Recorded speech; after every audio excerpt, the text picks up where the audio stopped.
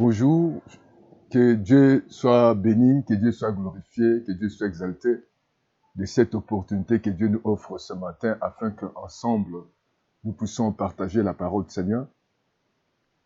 Nous allons parler de ce matin de la vie et de la mort, c'est tout dans la bouche. Nous devons faire attention à notre façon de parler, à notre façon de déclarer, de confesser. Donc le thème de ce matin, nous l'intitulerons « La vie et la mort et le pouvoir de la langue ». Notre bouche peut nous bénir et la même bouche peut maudire. Nos paroles peuvent bénir, nos paroles peuvent détruire, peuvent créer des problèmes sérieux dans nos vies et dans nos familles, même tout autour de nos proches. Voilà pourquoi nous allons faire attention à notre déclaration, à nos confessions, à nos paroles. Lisons les deux versets. Premier verset dans le livre de Proverbes chapitre 18, les versets 21. Et nous allons partir encore dans le livre de Jacques chapitre 3, les versets 4 à 6. Lisons ensemble le livre de Proverbes 18 et 21. La mort et la vie sont au pouvoir de la langue. Quiconque l'aime en mangera les fruits. La Bible dit la mort et la vie. Donc, notre bouche a, la même bouche a, tu peux bénir ou tu peux maudire.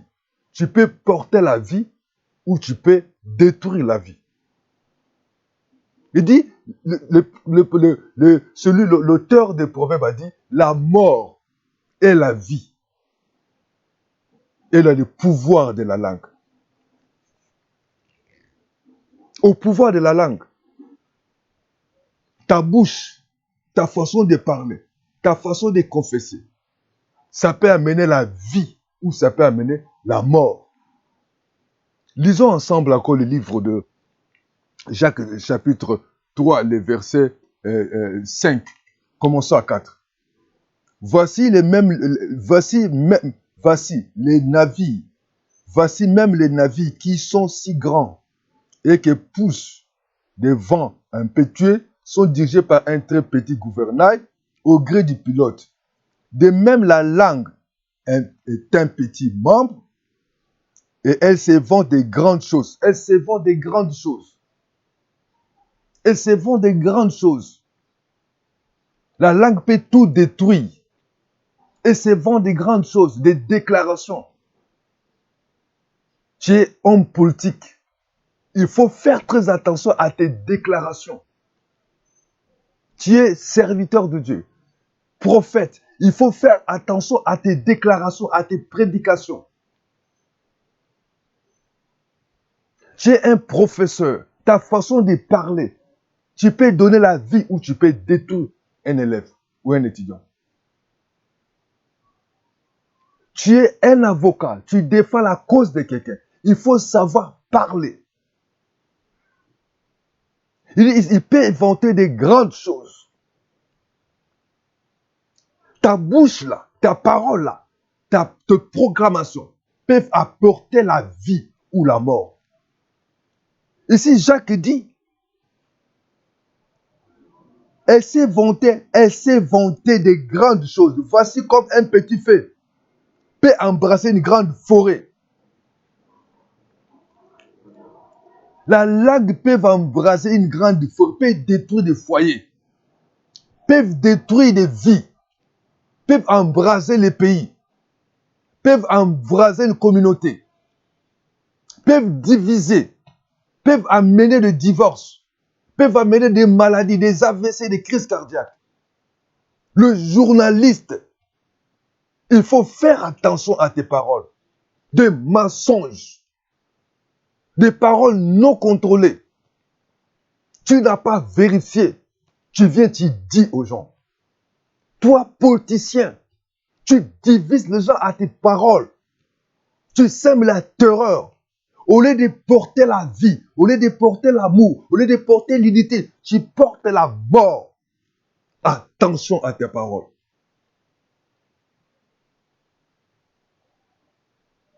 tu es un ami, tu es une belle sœur, il faut faire très attention quand tu adresses tes paroles à la femme de ton frère ou à la femme de ton collègue. Combien de gens qui ont amené des mensonges? Combien de gens ont trompé? Des fausses accusations, des paroles déréglées, des paroles déplacées. La Bible dit que Jacques a dit c'est un petit feu. Vous allez embraser d'une communauté. Vous allez embraser une santé. Vous allez embraser les mariages. Vous n'avez pas vérifié. Vous n'avez pas contrôlé. Vous êtes venu dire à la femme que ton mari a des maîtresses sans vérifier. Que ton mari a des enfants. Ton mari a tenté de construire. Ta femme a fait cela. Il faut contrôler ta langue. Jacques a dit, c'est un petit feu. Peut embraser une grande feu. Peuvent embraser les foyers. Peuvent embraser les vies. Peuvent embraser la santé. Peuvent embraser l'église. Vous avez fait des déclarations. Les gens quittent l'église. Vous n'avez jamais contrôlé. Vous n'avez jamais vérifié. Vous libérez une parole comme ça. Des paroles déplacées. Donc, chers frères et sœurs, tu dois comprendre que la langue, tes paroles, c'est un petit feu qui peut détruire toute une forêt, qui peut embraser. Ici, on parle de la forêt. La forêt peut symboliser la vie, peut symboliser le mariage, le couple, le fiançailles, un travail, la santé de quelqu'un, les projets de quelqu'un. Tu viens avec des plaisanteries. Chers politiciens, chères autorités, essayez de contrôler vos paroles. Il ne faut jamais prononcer des paroles sans contrôler, sans vérifier. Messieurs les journalistes,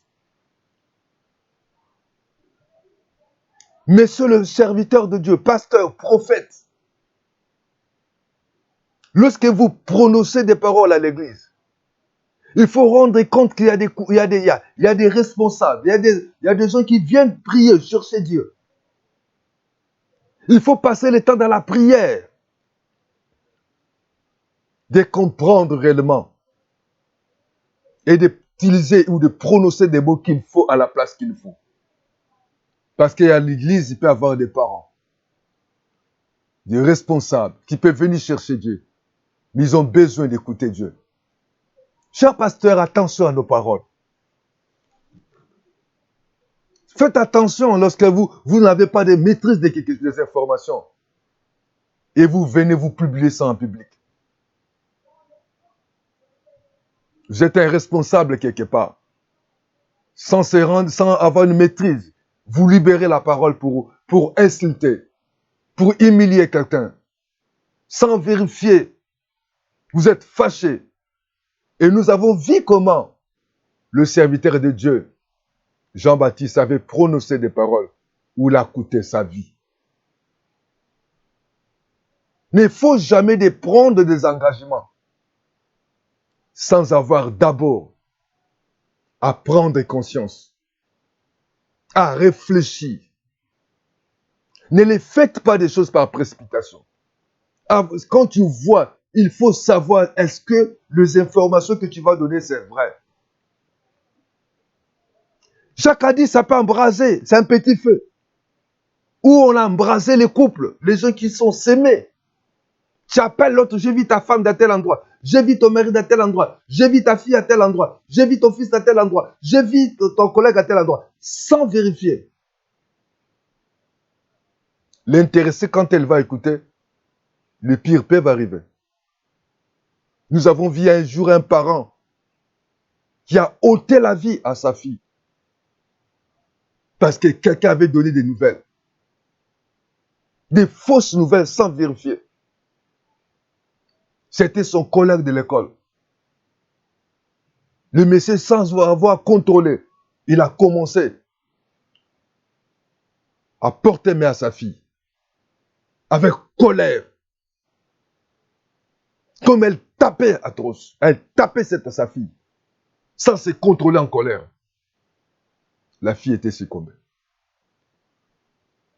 Parce que le monsieur était en colère, le monsieur a reçu une mauvaise nouvelle. Et celui qui avait donné les nouvelles n'avait pas vérifié.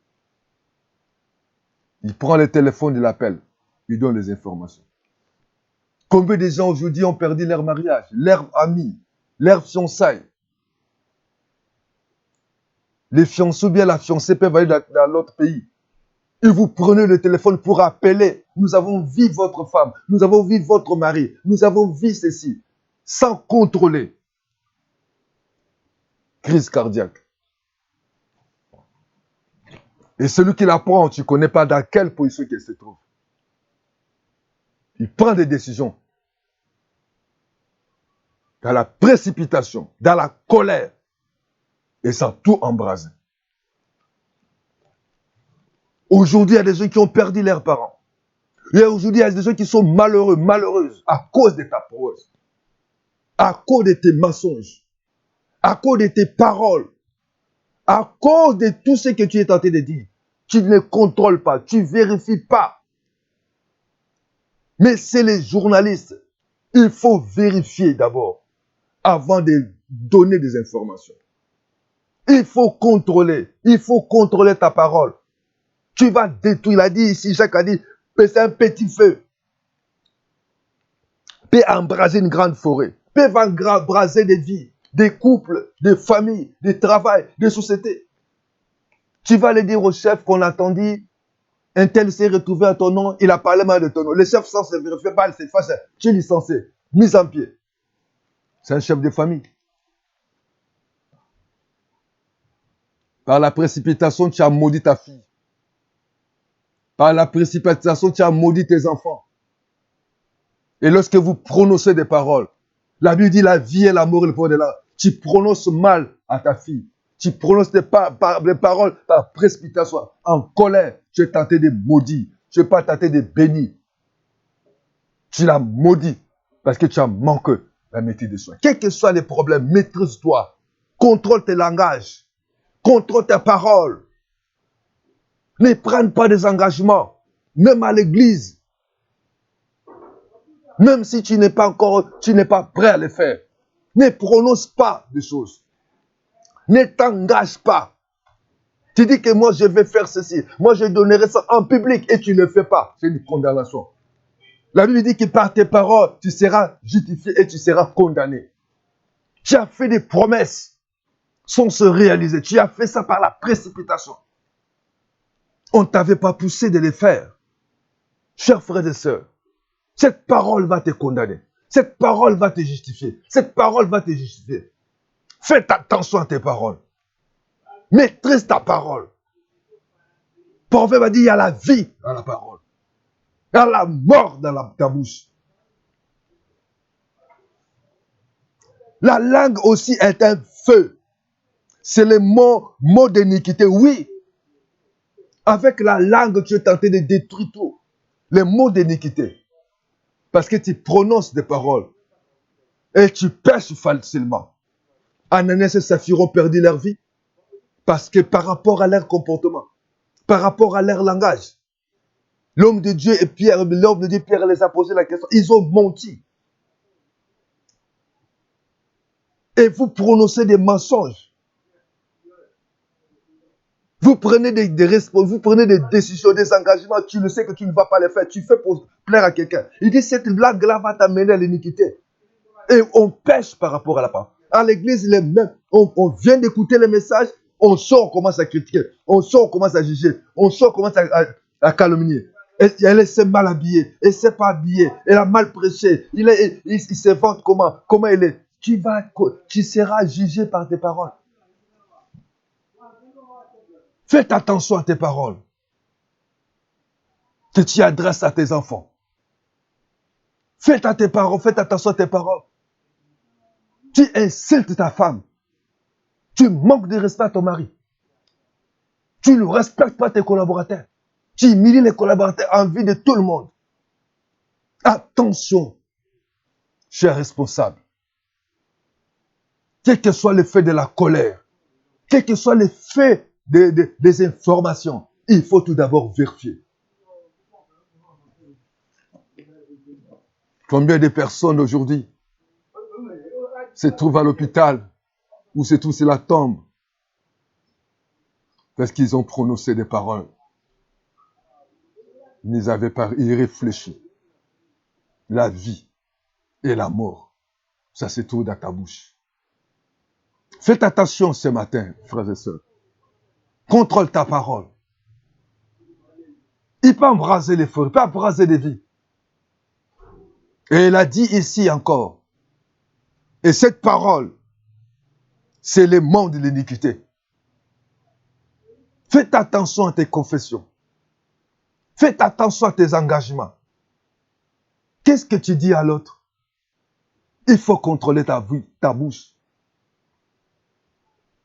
La langue est placée parmi nos membres, suyer tous les corps. Oui, ça suit les corps.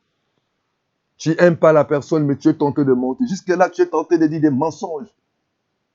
Et tu as des enfants, tu gardes. Tu ne dis pas la vérité à ta femme.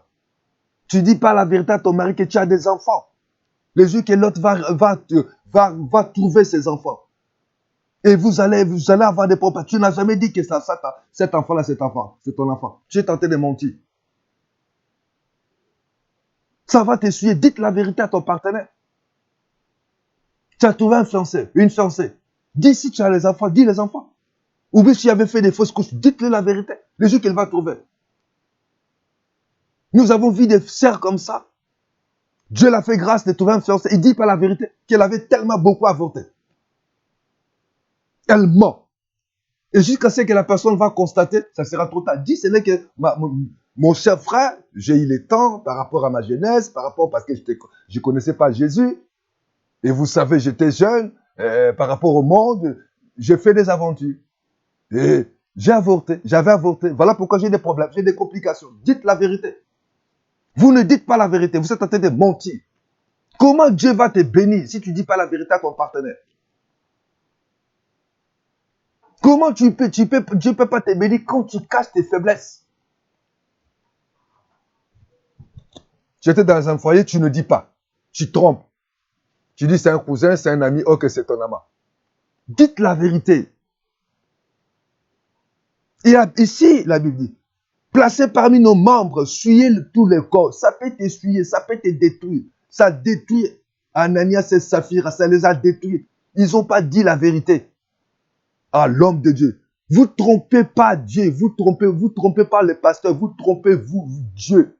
Le Saint-Esprit vous voit. Tout ce que vous confessez dans votre bouche.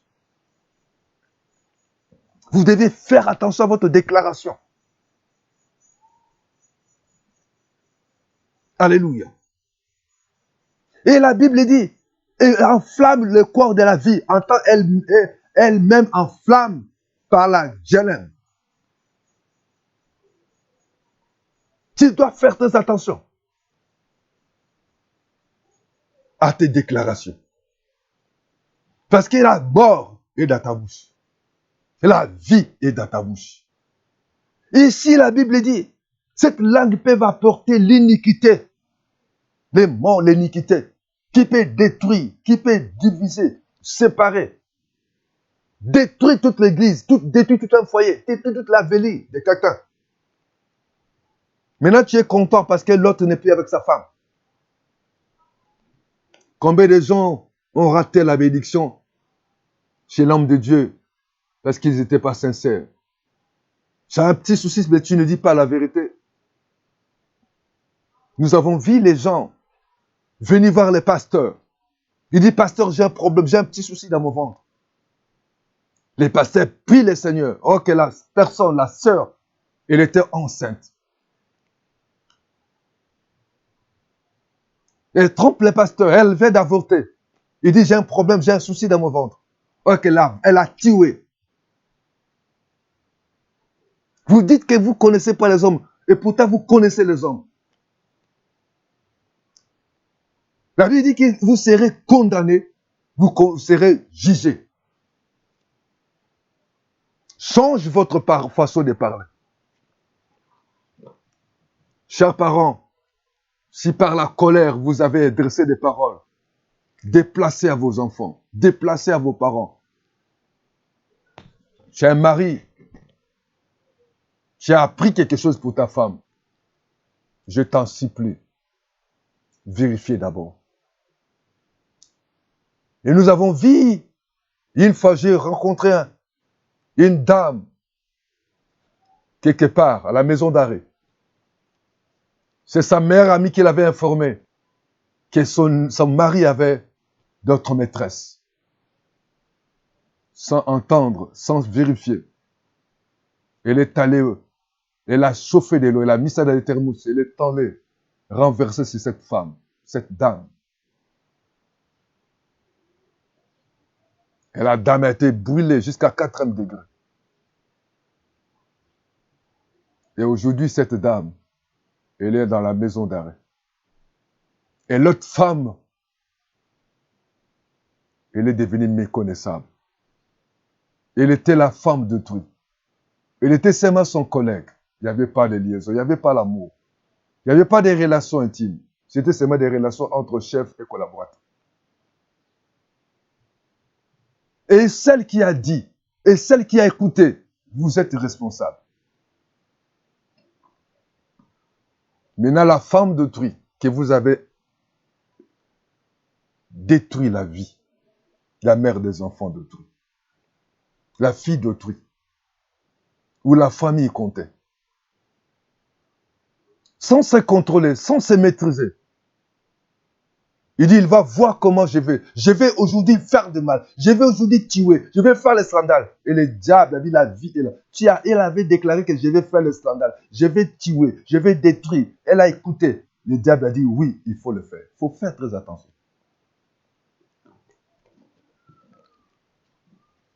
Chers parents, aimez vos enfants. Cher mari, quel que soit ce que tu apprends, avant d'agir, maîtrise-toi d'abord. Laissez le temps. Vérifie. Toi qui es politicien, tu adresses des paroles, apporte la parole de la vie. Apporte la parole d'amour. Apporte la parole qui réconcilie. La parole de dignité. Je m'adresse à un journaliste. Faites attention aux informations sans vérifier. Donne des bonnes informations. Et la Bible dit ici, c'est un petit feu. Nous devons faire très attention. Mais qu'est-ce que la Bible dit dans les livres de Romains 19?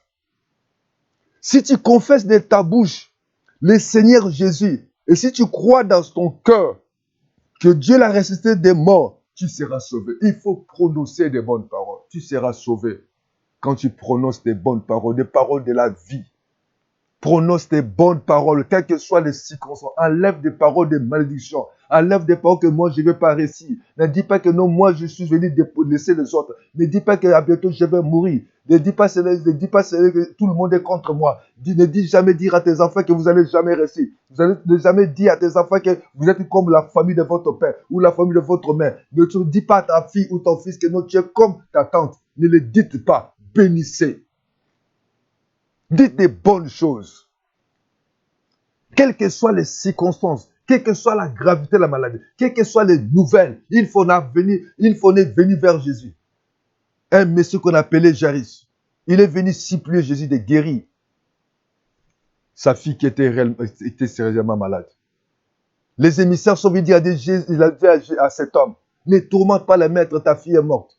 Jésus a dit, n'aie pas peur, crois seulement. Jésus n'a pas pu écouter de toutes ces paroles déplacées. Ce sont les gens le monsieur devait avoir peur. Devait être des fois découragé d'abandonner. Jésus a dit, n'ayez pas peur. Crois seulement. Je veux dire à quelqu'un, n'ayez pas peur. Si on t'a dit que tu vas mourir, n'ayez pas peur. Si on dit que c'est trop tard, n'ayez pas peur. Crois seulement. Jésus est vivant. Jésus est Seigneur. Il ne change pas. Il est le même hier, aujourd'hui, éternellement. Il est le Dieu d'amour. C'est le diable qui vient détruire, égorger et voler. Mais Jésus n'a pas changé. Crois seulement, quelles que soient des paroles des médecins, quelles que soient des paroles d'avocats, quelles que soient des paroles de tes parents, quelles que soient des paroles des conducteurs ou des pilotes, tout ce que les hommes peuvent te dire, crois seulement que Jésus est venu, je ne t'abandonnerai pas. je ne te laisserai pas. Il est un Dieu tout-puissant. Il est le Dieu créateur du ciel et de la terre. Le ciel était vide, mais par sa parole avait tout créé. La Bible dit qu'il peut apporter, il peut amener à l'existence ce qui n'existe pas parce qu'il est souverain, il est Dieu. Il a dit à cet homme, n'ayez pas peur, crois seulement. Parce que les gens sont venus dire à Jésus, ils sont venus dire à cet homme, ne tourmente plus le maître, ta fille est déjà morte. Marie a dit à Marthe, a dit à Jésus, que Lazare est sur la tombe. Ce n'est plus la peine, c'est fini. Jésus a dit, peu importe le temps qu'il est sur la tombe, mais où vous l'avez mis. Peu importe, il sent déjà où vous l'avez mis. Et ce matin, dit, quel que soit ce que les médecins disent, quel que soit ce que les gens disent de moi, je sais que Jésus est vivant. Je sais que Jésus est puissant. Je sais que Jésus-Christ n'a pas changé. Je sais que Jésus-Christ est le créateur de ma vie. Et je le crois. La Bible dit, lui est capable de donner la vie là où il y a la mort. Lui, il est capable d'appeler à l'existence. Ce qui n'existe pas, Jésus est capable d'appeler. Et Sarah, lorsque la vie, son corps était commencé à s'affaiblir, il a décidé de prêter son mari à sa servante Agar. Ne le faites pas. Ne déclare pas de tes paroles. Joseph a dit, comment pécheresse devant un si grand Dieu? Je vais refuser de céder à la femme de Potiphar. Refuse des mauvaises choses. Quelles que soient les déclarations des hommes, dites par le médecin de Dieu que je suis guéri. Et je les confesse que je suis. Ne dites pas que je vais mourir comme un tel. Ne dites pas que je suis malheureuse. Ne dites pas que tes enfants, bénis tes enfants, bénis ta vie, proclamez ta vie, proclamez la vie. Dit que lorsque nous confessons, confesse Jésus comme Seigneur et Sauveur, tu auras la vie. Pierre l'a péché toute la nuit. Il était dans le désespoir. Jésus a dit encore, reprends. Je vais dire à quelqu'un aujourd'hui, ce matin, tu es découragé, tu as tout fait, tu as fait toutes les stratégies, ça ne marche pas. Jésus a dit à Pierre, jette encore de nouveau. J'ai dit, c'est possible avec Dieu. Là où tu as échoué, là où tu ne peux plus, mais avec Dieu, c'est possible. Jésus a dit encore des renouveaux dans les mêmes endroits. Vas-y. Je vais dire dans les mêmes endroits, reprends ton CV, reprends à l'école. Tu vas voir ton bac, tu vas voir ton diplôme, tu vas voir ton succès. Dieu va te donner un mari, Dieu va te donner les enfants. Parce que même là où tu as échoué, le même hôpital, mais Dieu va agir parce qu'il est Dieu. Et Pierre a dit, si ta parole, quelle est la parole qui est puissante? La parole est puissante, oh bien-aimé. Il faut croire à la parole de Jésus. Au commencement, c'était la parole. La parole était avec Dieu. Dieu était avec la parole. Et cette parole a fait chair. Ce matin, crois à la parole. Je te prêche Jésus. Jésus ressuscité. Jésus qui est non plus sur la tombe. Jésus qui est mort, mais il est ressuscité. Il a porté tes péchés. Il a porté mes péchés. Si tu crois en lui, la Bible dit que le diable, c'est le voleur qui veut détruire, qui veut égorger. Mais Jésus-Christ de Nazareth, il veut porter la vie. Il faut croire à cet homme, l'homme de Galilée. Il n'est jamais changé. Pierre a dit, si ta parole, et si ta parole de Jésus-Christ va changer. Ce n'est pas si la parole. Si les médecins disent que c'est fini, mais je te dis si la parole dit c'est possible. Si les gens te disent tu ne réussiras pas, tu n'avanceras pas. Mais je dis que si la parole de Jésus tu réussiras. La vie et la mort, et dans les pouvoirs des langues, il faut croire à cette parole. Parce qu'il est le même hier, aujourd'hui, éternellement. Il n'a jamais changé. Il n'a jamais changé. Lisons les livres d'Éphésiens. Les livres d'Éphésiens, chapitre 4, les versets 23. Lisons ensemble avec moi. Les livres d'Éphésiens, chapitre 4, les versets 23. Commençons dans les 25. Il dit, c'est pourquoi renoncez au mensonge et que chacun de vous parle selon la vérité à son prochain, car sont membres les uns aux autres. Oui. Parle la vérité à ton prochain. Parle la vérité. Renonce au mensonge. Renonce au mensonge. Dites la vérité. Et Dieu va te bénir. Dieu va t'honorer. Lorsque tu prononces de bonnes paroles afin que Dieu sera glorifié. Dieu va t'élever. Et il a donné ici, il a dit, dans les mêmes paroles, dans les mêmes volets, il a dit, dans les livres toujours, de Éphésiens, chapitre 22. Livre à votre vie passée du vieil homme qui corrompt par les convoitises trompeuses, à être renouvelé dans l'esprit de votre intelligence. Vous devez être renouvelé dans votre esprit d'intelligence. C'est tellement important que vous soyez renouvelés. Et dans le même Éphésiens 4, 29, dit qu'il ne sorte de votre bouche aucune parole mauvaise. Oui, qu'il ne sorte de votre bouche aucune parole mauvaise. Mais s'il y a quelques bonnes paroles, ce matin, Dieu veut qu'il te porte des bonnes paroles.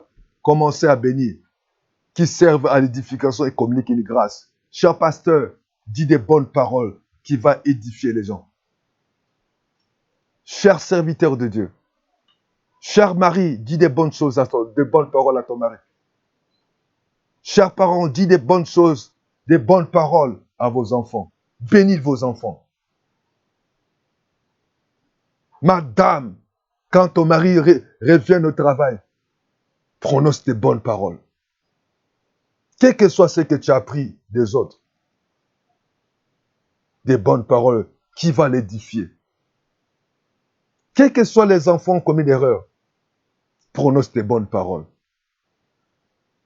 Quelle que soit leur faute, prononce des bonnes paroles qui va les édifier.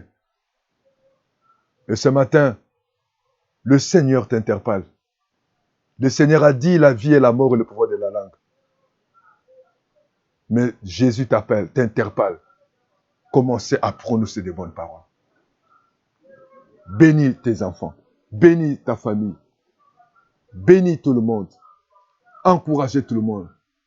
Que tout ce que tu vas dire, que ça puisse édifier. Que Dieu te bénisse. Demande à Dieu pardon. Tu peux fermer les yeux. Je vais t'aider à prier avec moi. Certainement tout ce que tu avais déclaré, qui te suit jusqu'aujourd'hui. Jésus devant la figue, il a dit prononcé. Et cette figue était séchée. Commencez à partir de ce matin. Dis avec moi, Dieu notre Père, j'ai écouté ta parole. Je te demande pardon.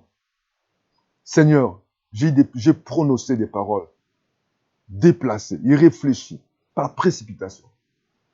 Seigneur, je peux être le responsable des séparations, des divisions, des querelles, des maladies de telles personnes.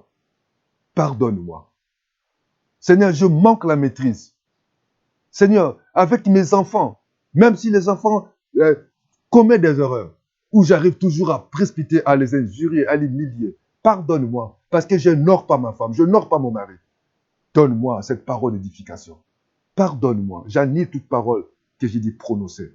Seigneur, aide-moi. Aide-moi, Seigneur. Quelles que soient les circonstances, je manquais la maîtrise de soi. Je manquais la douceur. J'ai divisé. Seigneur, à partir de maintenant, dans ma bouche, je sortirai des paroles d'édification, des paroles de foi, des paroles qui vont porter la vie. Oh Jésus, merci. Je bénis mes enfants. Je bénis l'Église. Je bénis mon mari. Je bénis ma femme. Je bénis mes parents. Je bénis mes chefs. Je bénis mes collaborateurs. Je bénis mon pays.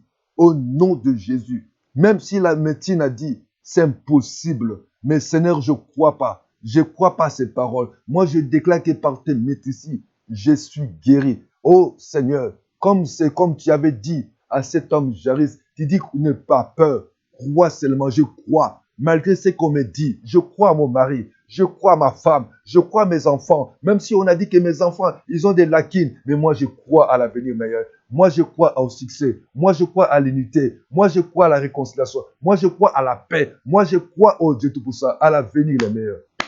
Oh cher pasteur, bénis l'église. Oh cher prophète, bénis l'église, bénis les âmes. Oh Seigneur, je demande à une maman de bénir ses enfants. Seigneur, merci, parce que les enfants seront la tête non laquée. Seigneur, je bénis quelqu'un ce matin, que tu le délivres des mensonges. Commence à dire, Seigneur, je commande à l'esprit des mensonges de partir. Seigneur, je commande Je commande maintenant l'esprit des querelles, des disputes, des partis. Et je déclare maintenant, tu sais, il y a des gens qui se trouvent, si tu m'écoutes, tu as été maudit par tes parents parce que tu avais fait une erreur. Par le nom de Jésus, Seigneur, j'annule toute parole de malédiction prononcée pour cette sœur, prononcée pour cette sœur, frère. On avait dit que tu n'arriveras, tu ne te marieras pas. Il y a eu des maris. Vous êtes séparés avec votre femme. Vous continuez à les maudire. J'annule ces paroles-là au nom de Jésus-Christ. Même vous, femmes, vous avez quitté le foyer. Vous continuez toujours à contrôler cet homme. Je dis à partir de maintenant, toute parole que vous avez prononcée pour cet homme, je l'annule au nom de Jésus. Vous continuez à maudire vos enfants. J'annule ces paroles. Que Dieu vous fasse grâce. Que Dieu vous bénisse. Que la paix règne. Continuez à prier, à demander Dieu pardon. Vous savez, il y a des gens qui souffrent aujourd'hui parce qu'on avait parlé mal dans leur vie. Les gens avaient maudit les parents, les enfants. Les parents, par colère, avaient maudit les enfants. Pardonne tes enfants. Commencez à bénir tes enfants. Prononce la bénédiction, prononce l'élévation, prononcez l'avantage, prononcez le succès.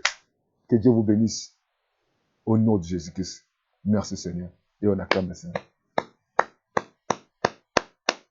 À bientôt. Tu peux m'appeler. Tu peux demander les conseils. Nous ne manquerons pas de te prodiguer des conseils. Réconcilie-toi avec quelqu'un que tu avais maudit, tu avais mal prononcé et commencez maintenant à contrôler ta bouche parce que la vie et l'amour et le pouvoir de l'un. Merci beaucoup. À bientôt. Abonnez-vous afin que prochainement, lorsque nous allons encore faire l'autre vidéo pour que ça puisse, puissiez voir la vidéo ensemble avec nous. Que Dieu vous bénisse. Que l'amour de Dieu, la grâce du Seigneur Jésus-Christ et la communion du Saint-Esprit vous accompagnent aujourd'hui et à jamais. Amen. Bye bye. Merci. Merci. À bientôt.